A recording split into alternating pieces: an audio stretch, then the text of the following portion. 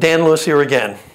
Now we want to look at our 10th lecture, in which I want to discuss something that probably sounds a little odd if you're not familiar with it, called the fifth gospel.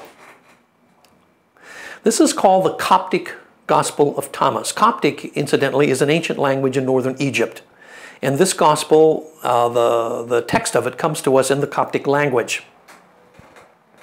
To understand why this is so significant, I need to talk about a theory about the Gospels. And it's a theory that's based upon the Gospel of Matthew and the Gospel of Luke. There are certain sections of Matthew and Luke that are very similar to each other and in fact are nearly word for word in some places. And these sections do not appear in Mark and they do not appear in John, only in Matthew and Luke. Furthermore, these sections are largely sayings of Jesus. They're not so much narratives as they are sayings of Jesus. And so the theory was developed that perhaps Matthew and Luke had access to some kind of writing about Jesus that just listed the sayings of Jesus. And so the theory is that this became an underlying source. Matthew used it, Mark used it, not Mark, but Luke used it, and therefore they have these common sections of the sayings of Jesus. Scholars call this by the letter Q, or it's actually standing for the word Cal. And Q stands for this hypothetical saying source that might underlie the canonical Gospels of Matthew and Luke. The truth is, we don't actually know that Q existed. This is a theory. We don't have any text of Q. We only have the fact that there is this agreement between Matthew and Luke. However, back in about the turn of the 19th to the 20th century, there was a discovery of 3 fragments of a text that were just similar to what we were talking about. It was just partial text, and it was discovered in what is called the Oxyrhynchus papyri. Oxyrhynchus is an area of Egypt that some scholars from England had gone to as graduate students and spent quite a number of years there excavating, and they discovered a huge compilation of ancient manuscripts, mostly in Greek, some in other languages. And among these were these 3 fragments that seemed to show sayings of Jesus. So it sort of reinforced the idea that maybe there was this document called Q. The fragments they discovered weren't nearly long enough to be decisive about the existence of Q, but they certainly spurred the imagination of many scholars. Then, in 1946, another big cache of manuscripts was discovered called the Nag Hammadi text. And in these texts, there was discovered a Coptic version of a whole gospel that was attributed to Thomas. And in fact, it was discovered that the fragments that had been discovered back around 1900 were in fact fragments from this gospel. This gospel was interesting in that it has no narrative. There's no stories. There's nothing about Zacchaeus climbing the tree or anything like that. All it contains are sayings of Jesus.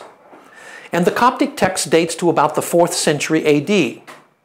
However, the fact that it is in Coptic, which means it probably was originally in Greek and translated into Coptic, suggests that the earliest text must be earlier. Most scholars will date this text to be somewhere around 140 AD.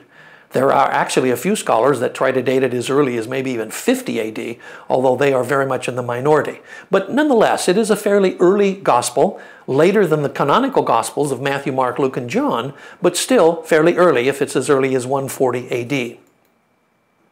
Here's a picture of the first page in the opening lines, which says, "These are the secret words which the living Jesus spoke, and Didymus Judas Thomas wrote.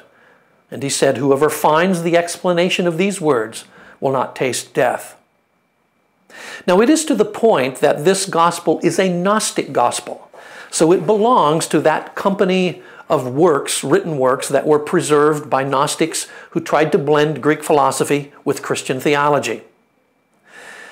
Scholars are quite divided about this gospel and about how important it is. It is certainly a saying source, so it doesn't have any narratives. On the other hand, it has 114 sayings, and 68 of them have parallels in Matthew, Mark, Luke, or John.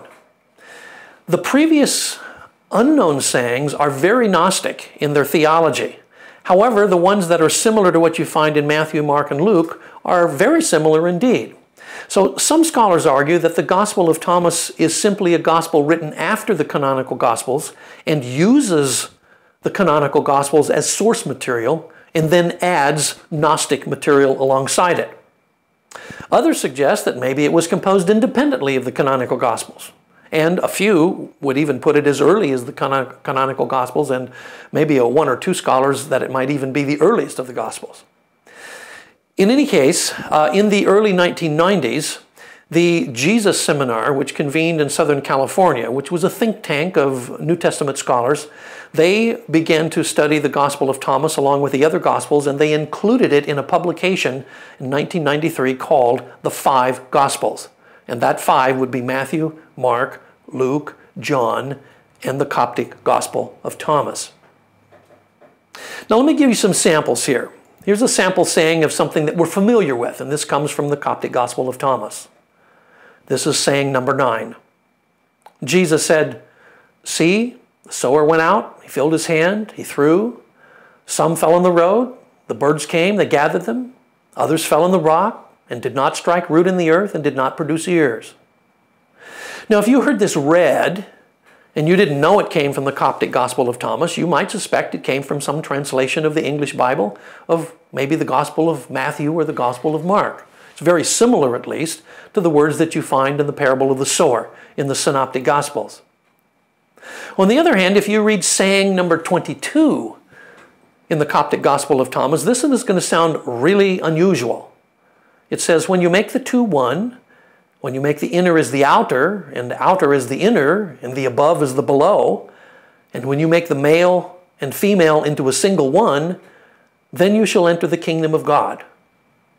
And what is that supposed to mean? Well, we're not sure. That's very strange language, but it's very much like a lot of Gnostic language, which was very mystery-laden. So the Gospel of Thomas is quite controversial in this regard. I would be of the opinion that the Coptic Gospel of Thomas should not be added to the canon of the New Testament.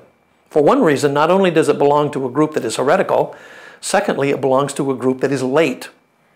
All of the canonical Gospels, Matthew, Mark, Luke, and John, were written within the living witness of people who had actually seen and heard Jesus. And those living witnesses form a validation of the canonical Gospels that could never be true of the Coptic Gospel of Thomas, if this is as late as 140 AD. So, at the end of this question, or at the end of this lecture, I bring up this question merely because the knowledge of the Coptic Gospel of Thomas is widening and people are talking about it, and it does appear periodically in various films on public broadcasting and things like that, documentary films, and you should at least know something about it. So this ends lecture number 10.